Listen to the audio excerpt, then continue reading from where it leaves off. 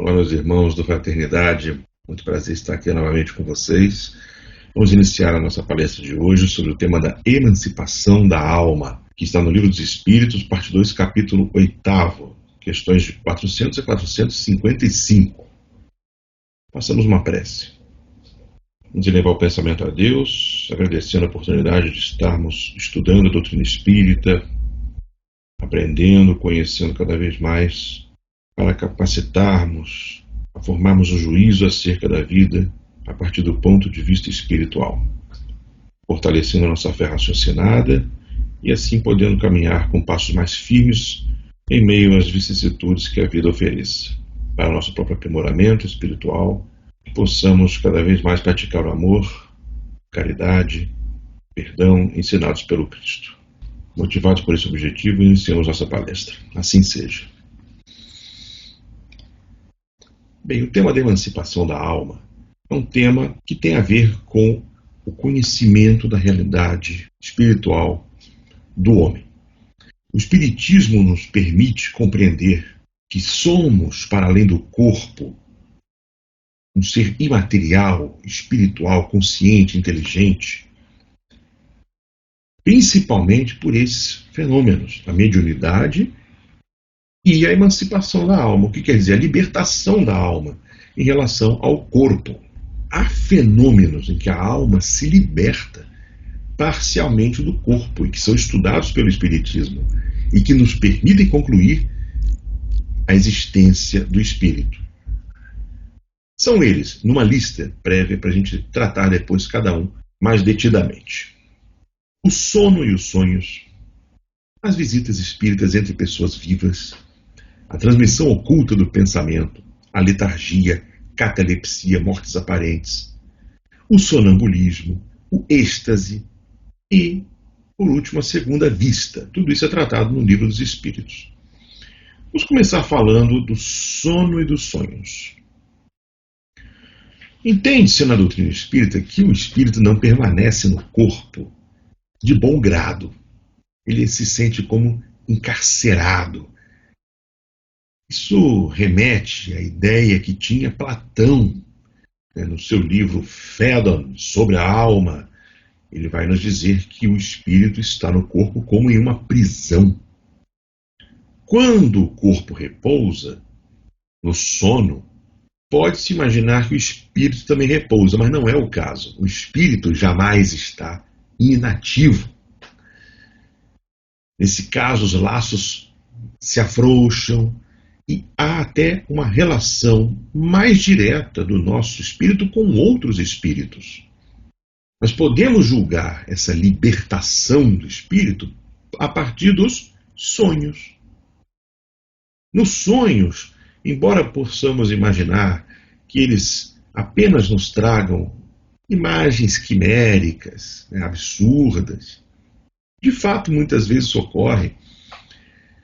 Também os sonhos são estudados pela psicologia, dentro dos arquétipos que eles podem nos trazer, que dizem respeito ao nosso ser interior.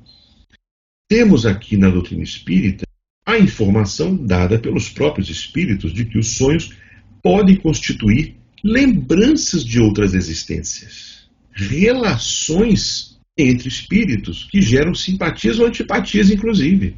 Podem também significar viagens do espírito por outras partes do mundo, e tudo isso, essas lembranças, esses contatos, vêm mesclados com imaginações e preocupações da véspera. Daí esse quadro confuso que muitas vezes o sonho apresenta.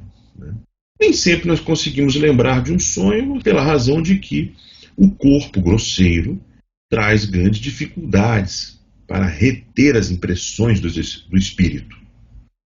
Na questão 404, nós temos uma informação importante sobre sonhos. Há aqueles que gostam de levar sonhos muito a sério, como se fossem predições. Então está dito lá, os sonhos não são verdadeiros, como entendem os ledores de sorte. Pois é absurdo crer que sonhar com tal coisa anuncia tal outra. Então, na visão espírita, eles apenas são percepções mescladas com preocupações e com imaginações que os espíritos têm. Muitas vezes. É possível que haja também a presciência, mas isso é em outros casos mais específicos. Então o sonho é um exemplo da emancipação da alma. Ele é o registro mesclado da atividade do espírito durante o desprendimento do sono. Segundo ponto, as visitas espíritas entre pessoas vivas. Como foi dito antes, às vezes as pessoas podem se conhecer ou se visitar durante o sono. Isso ocorre até com frequência. Os espíritos encarnados podem se reunir e o fazem por laços anteriores de amizade, a mais das vezes. Tá? Essas visitas entre pessoas vivas também podem ser registradas pela lembrança dos dois, inclusive. Né? Você tem casos na Revista Espírita em que uma pessoa desperta fala que se encontrou com outra e as duas se lembram, né, do que ocorreu nesse sonho, nesse encontro entre os dois espíritos. O terceiro fenômeno é chamado de transmissão oculta do pensamento. O que significa? Sabe-se que às vezes uma ideia, um invento, surge simultaneamente em vários pontos. A que isso se deve? A doutrina espírita entende que os espíritos realmente se encontram e compartilham ideias durante o sono. Eles se reúnem por afinidade de interesse. É possível, portanto, que espíritos com interesses nas ciências, ou nas artes, ou em qualquer outra área, possam trocar ideias e, ao despertarem, levarem essas ideias a cabo, realizarem esses inventos, apresentarem esses pensamentos. Né? E aí surgem simultaneamente no mundo. Então seriam casos de emancipação da alma. Por quê? Porque não foi pelo contato corporal, foi pelo contato entre os espíritos emancipados, libertos do corpo, que houve essa conexão. Na questão 421, inclusive, é dito que mesmo o homem desperto pode o seu espírito se comunicar com o outro desperto devido à afinidade de pensamentos. Então esse é um adendo. Os espíritos despertos podem trocar algumas ideias, mas isso não se dá com a linguagem ostensiva, articulada, mas aquilo que o livro dos Espíritos chama de linguagem dos espíritos. É a troca direta de imagens, né, entre eles. O quarto fenômeno é chamado de letargia, catalepsia e mortes aparentes. Sabe-se que há casos em que as pessoas aparentam estar mortas, não estando.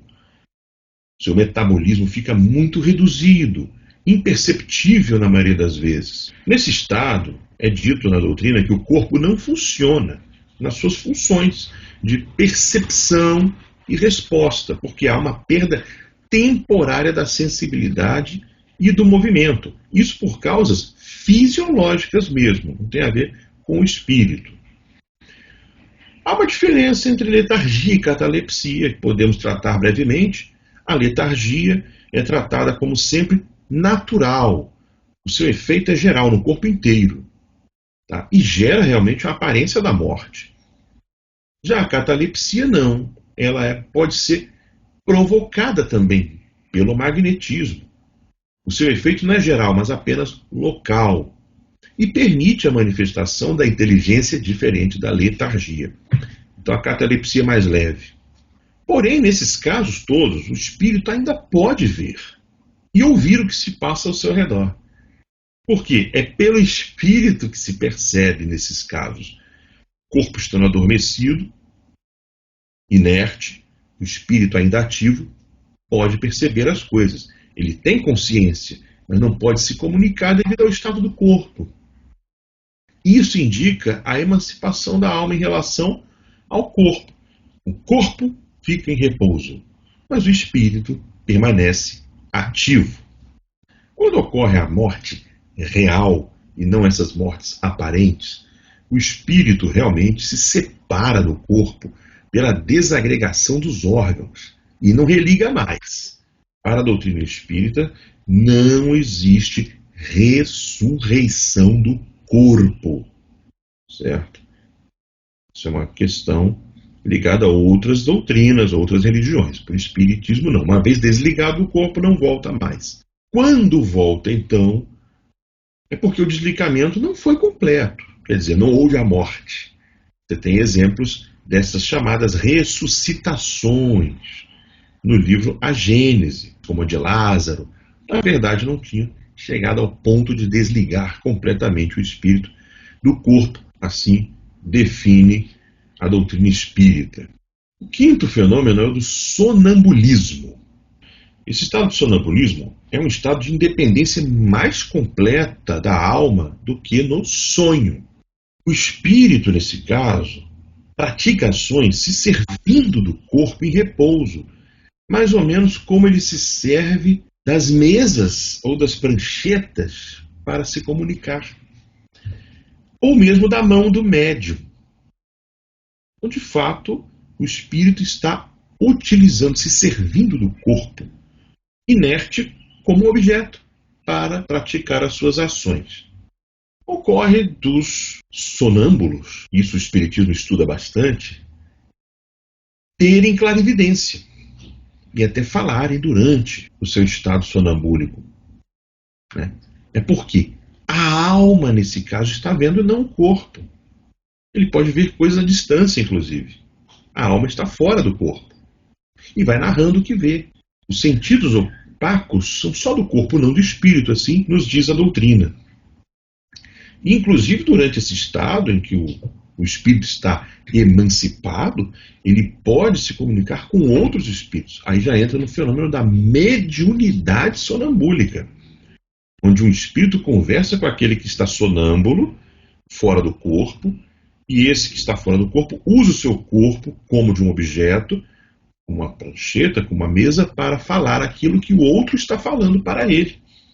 E assim há uma comunicação por meio do sonambulismo. Outro fenômeno da emancipação da alma. O sexto que a doutrina nos traz é o êxtase. O êxtase é tido como um estado ainda mais independente do que o sonambúlico. Nesse caso, realmente, o espírito não fica só aqui no mundo, pairando entre nós. Não. Ele realmente vai até a mundos superiores. Sente ali a felicidade, tendo o desejo até de permanecer por lá. Por essa razão, eles falam como se fossem visionários, fantasistas. No entanto, eles conservam as ideias terrestres. É por isso que as suas descrições são de visões quiméricas e geralmente são presas às suas crenças. Veja-se o caso de Santa Teresa, por exemplo, narrado no Céu e Inferno, em que ali ela já não vê uma região bela, mas vê a região que ela chama de infernal, ou seja, ela está tão desprendida do corpo que ela realmente imagina que está ou no inferno, outros casos no céu. Portanto, no estado estático, o espírito pode errar. Daí a doutrina dizer com muita clareza: pouca confiança se deve dar aos estáticos, que se enganam muito frequentemente. Tá? Porém, estão ali a narrar uma situação da qual o corpo não participa. Então, é um estado de emancipação da alma. Citando aqui o Livro dos Espíritos, é dito que algumas vezes há neles mais exaltação do que verdadeira lucidez. Ou melhor, a exaltação lhes prejudica a lucidez. Daí o serem frequentemente suas revelações um misto de verdades e erros, de coisas grandiosas e coisas absurdas, até ridículas, diz o Livro dos Espíritos.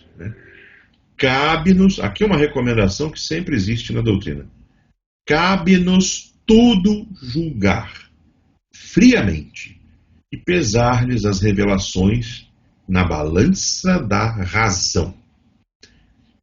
Isso é uma advertência para aqueles que gostam de enaltecer ou acreditar cegamente no que dizem os chamados estáticos. O estado de êxtase é um dos menos confiáveis em termos de descrição do mundo espiritual, embora a emancipação seja maior. que eles elaboram tudo com as suas crenças, e isso traz uma série de dificuldades para o intérprete. Aliás, na questão 444, nós temos a informação de que também espíritos mistificadores costumam se aproveitar desse entusiasmo dos estáticos para fasciná-lo. Então a mediunidade estática também não é confiável.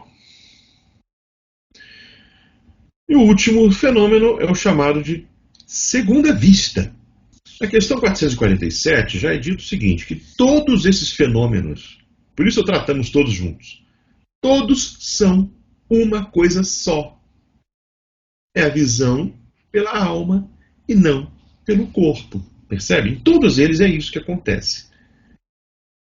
Essa segunda vista, geralmente ela é espontânea, a pessoa já tem ela, já nasce com ela, já aparece nela durante a vida, mas também é dito na doutrina que ela pode se desenvolver pela vontade, ou pelo exercício, ou por algum fato extraordinário, como uma moléstia, um grande perigo, uma comoção, que altera o estado do corpo, facilitando a vista do espírito.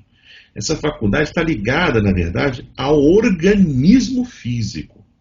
E tem organismos, inclusive, que são mais refratários, não permitem muito bem que esse fenômeno ocorra, por mais que se tente desenvolver. Jesus, na Gênesis, é dito que ele identifica onde tem cardumes para que os pescadores tenham uma pesca abundante. Ele está vendo ali, não é com o olho físico, que não conseguia ver o cardume, né? Isso é a dupla vista. Então você vê coisas à distância. Você vê por uma vista que não é a do olho, que é limitada pelos obstáculos do ambiente. A dupla vista consegue ver além dos obstáculos do ambiente.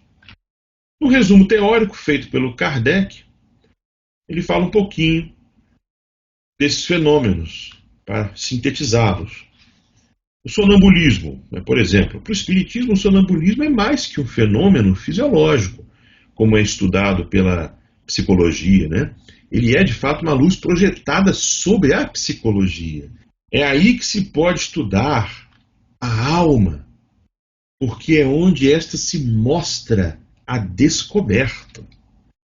Ora, um dos fenômenos que a caracterizam é o da clarividência, independente dos órgãos ordinários da vista. Então aqui Kardec está nos trazendo que o estudo espírita do sonambulismo lança luz sobre a maneira como a psicologia mesmo tem estudado o fenômeno.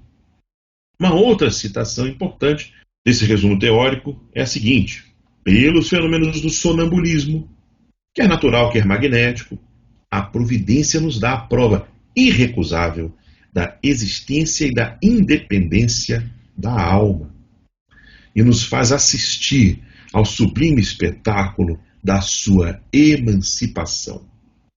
Abre-nos dessa maneira o livro do nosso destino. Lá se acha, pois, alguma coisa dele, e não podendo essa alguma coisa ser seu corpo, necessariamente é sua alma ou espírito. Então são fenômenos que, estudados detidamente, darão acesso à compreensão do nosso ser espiritual.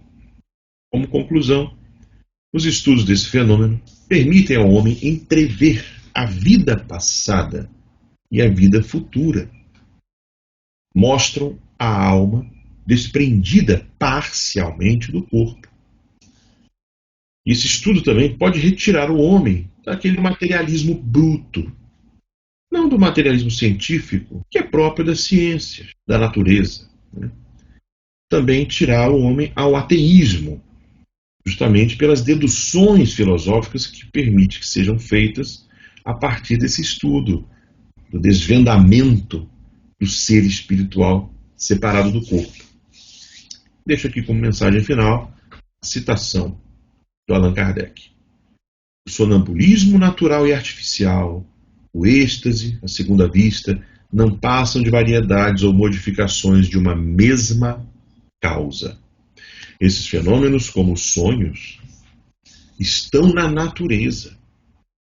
Tal a razão por que existiram em todos os tempos. A história mostra que foram sempre conhecidos e até explorados desde a mais remota antiguidade. E neles se nos depara a explicação de uma imensidade de fatos que os preconceitos fizeram fossem tidos por sobrenaturais. Portanto, não são sobrenaturais, são fatos naturais que estão ao nosso alcance, que possibilitam nosso estudo e nosso aprendizado sobre a vida espiritual. E por isso também do nosso destino, da moral que guia a nossa situação no mundo espiritual. Bem, meus irmãos, eu fico por aqui, agradeço muito a atenção de todos, agradeço sempre o convite para estar com vocês. Vamos fazer o encerramento com uma prece. Agradecemos por esse momento em que tivemos a possibilidade de tratar temas específicos da doutrina espírita sobre o conhecimento do nosso ser espiritual emancipado do corpo, na sua verdadeira vida. Tenhamos condições de mantermos a nossa motivação para os estudos sempre viva e sempre maior, para aprofundarmos essas questões e assim tomarmos posse do conhecimento trazido pela espiritualidade sobre nossa própria existência. Que Deus nos abençoe, tenhamos uma ótima semana. Muito obrigado a todos e até a próxima.